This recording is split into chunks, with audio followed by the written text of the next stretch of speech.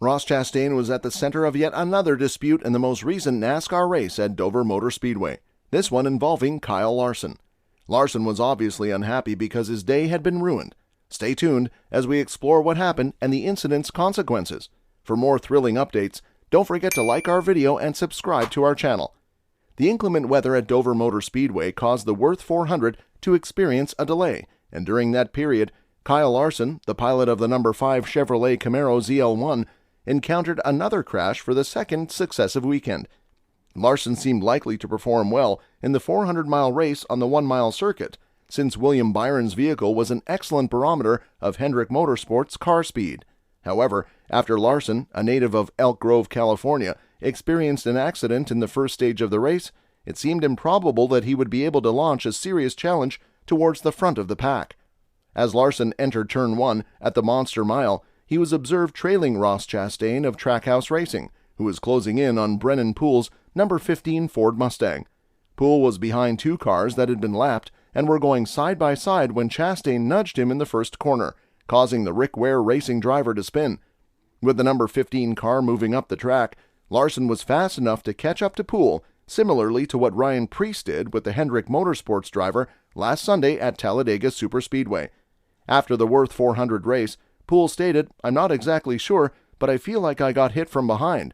The moment he hit me, I just got shoved into the corner, way too deep, and then I was just spun around. So I think it was the number 1? It's a joke. It's been over 80 laps, and there's no reason for it.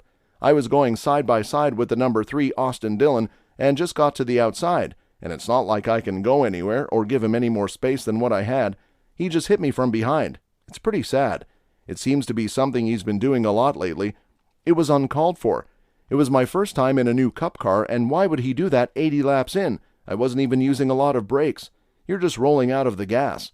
Maybe if you came in a little too hot in dirty air, you would brake, but no. I went in side by side with the number 3, lifted off the gas, and got hit from behind.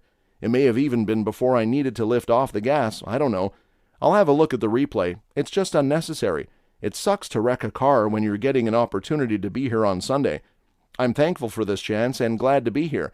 I'll get another chance next week to prove myself again, and hopefully it turns out better." In an interview, Kyle Larson commented that Ross Chastain's bold maneuvers on the track did not bother him as much as they did others. Larson said, "I can understand if it's in the third stage or something, but that was only in the middle of the first stage to make a mistake like that. His mistakes never seem to affect him negatively. I find it amusing. He always comes out on top. It is what it is." Kyle Larson finally got his car to limp back to pit road so that it could be fixed. But when he left the pit, he was 26 laps behind the leaders and in P32, which is where he ended the race. Kyle Larson's second weekend in a row ended in a crash, which made the Californian hope that his lucky stars will line up in the next few weeks. Following the competition, Ross Chastain commented, "Anyone who managed to take the lead had a chance at winning. First, I want to apologize to Brennan Poole and everyone at Rick Ware Racing. I owe them a significant apology and more. Tomorrow, I'll go over there and have a chat with those guys to make things right. We were so close again with our number 1 jockey Chevy team, as well as everyone at Trackhouse Racing, Advent Health, Moose Fraternity, and Worldwide Express. It's surreal to keep doing this and racing against my idols. I guess I gave away too many of my secrets to him last year after we went fishing." Last weekend, the 30-year-old racer was involved in a crash with Ryan Preece at Talladega Superspeedway. On Monday, he was observed colliding with Brennan Poole. Although both incidents were caused by other drivers on the track, they ultimately foiled Larson's chances of winning. Chastain lamented his misfortune, saying, "I just hope our luck changes soon. We seem to have the fastest car every weekend, but it just doesn't seem to work out." The NASCAR Cup Series heads to Kansas Speedway next weekend for the Advent Health 400. Now, let's turn our attention to Martin Truex's triumph. Following his younger brother Ryan Truex's first Xfinity Series victory on Saturday at Dover, Martin was the first car off pit road during a late caution, thanks to a 2-tire pit stop. When the race resumed with 7 laps remaining, he swiftly overtook Ryan Blaney to seize the lead. At the finish line, he defeated Ross Chastain by .505 seconds, who had to pit for 4 tires on his last stop to secure his first victory of the 2023 season. The win is Truex's 32nd of his career, and it ends a streak of 54 races without a win in points-paying races that started in the 2021 season. Truex did win the Busch Clash practice race, before the season started this year at the Los Angeles Memorial Coliseum. Truex has now won 4 times at Dover, which is considered his home track because he and Ryan are both from Marietta, New Jersey, which is close by. Truex expressed, "It's an incredible feeling. We've been in this position many times before. When we got the late caution, I wondered what would happen next, but our crew chief James Small made a brilliant call to take 2 tires. We had a solid restart and were able to pass Blaney. He pushed me to run fast. I want to thank everyone who stayed with us. We knew it was achievable. We've led laps and won races, but things never seemed to click.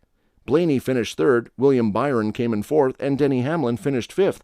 Christopher Bell, Tyler Reddick, Brad Keselowski, Chris Buescher, and Josh Berry, who filled in for an ailing Alex Bowman in his debut race, rounded out the top 10.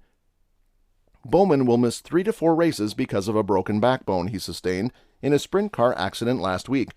After the Stage 2 break, the lead cars all pitted, and Byron was the first to exit pit road. Chastain, Blaney, and Truex trailed him on the restart at lap 259.